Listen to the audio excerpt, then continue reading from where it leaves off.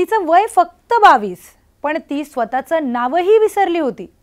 तिने तिच्या आईलाही ओळखलं नाही आणि हो, एक गाणं वाजलं आणि तिचे डोळे पाणावले। आता हे दृश्य आहे त्या सिनेमामधलं जो बघून लोकांना रडूच आवरत नाहीये। हो, तोच बहुचर्चित सिनेमा सैयारा। आहान पांडे आणि अनित पड्डाचा हा सिनेमा हिट तर झालाच, पण लोकांच्या मनात एक भीषण प्रश्न पेरून गेलाय। तो काय तर अल्झायमर आजार नेमका काय आहे? इतक्या कमी वयात हा आजार होऊ शकतो का? आणि हो, याच्यावर काही उपाययोजना आहेत का? हा आजार होऊ नये म्हणून आम्ही काय करावं? सगळंच समजून घेणार आहोत या व्हिडिओच्या माध्यमातून। त्यासाठी तुम्ही हा व्हिडिओ शेवटपर्यंत नक्की बघा। नमस्कार, मी प्रियंका लाठी आणि आपण पाहताय न्यूज 18 लोकमत। अल्झायमर आजार फक्त वयोवृद्ध लोकांना होतो असा एक समज नव्हे तर गैरसमज लोकांमध्ये होता। पण तो तरुण वयातही होऊ शकतो आणि त्याला म्हणतात अर्ली ऑनसेट अल्झायमर्स। कधी हा वयाच्या 30 ते 40 मध्ये देखील सुरू होतो आणि जगातल्या काही केसेसमध्ये म्हणजे 20 वर्षाच्या आत सुद्धा याचं निदान झाले। 2022 ला चीनमध्ये एका 19 वर्षाच्या मुलाला हा आजार झाला होता।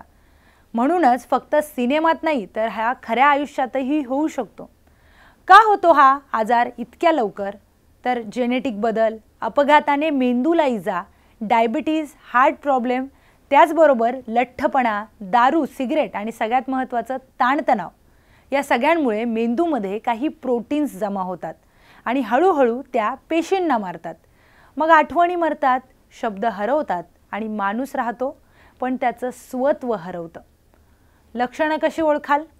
वारंवार गोष्टी विसरणं, बोलताना गडबड होणं, छोटी कामं विसरत जाणं, मूडमध्ये अचानक बदल होणं, चालण्यात गोंधळणं आणि स्वतःलाही ओळखणं एका क्षणी कठीण होणं। मग आता यावर उपाय काय आहे? आज घडीला दुर्दैवानं यावर काहीही उपाय नाही, पण जर लवकर निदान झालं तर काही औषधं ही लक्षणं कमी करू शकतात। तुम्ही मात्र काय करू शकता ते जाणून घेऊयात। झोप नीट घ्या, खाणंपिणं व्यवस्थित ठेवा, थोडं वाचन, थोडं हसणं आणि थोडं लोकांमध्ये मिसळा। थोडक्यात काय तर मेंदू अलर्ट ठेवा आणि कुठलाही त्रास जाणवला तर त्वरित डॉक्टरांचा सल्ला घ्या। तर हे लक्षात ठेवा, विसरणं हे काही वेळेस शंका नसते, तो सिग्नलही असू शकतो।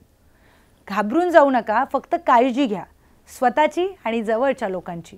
आणि हो, अशाच माहितीपूर्ण व्हिडिओजसाठी न्यूज 18 लोकमतच्या YouTube चॅनलला नक्की सबस्क्राईब करा।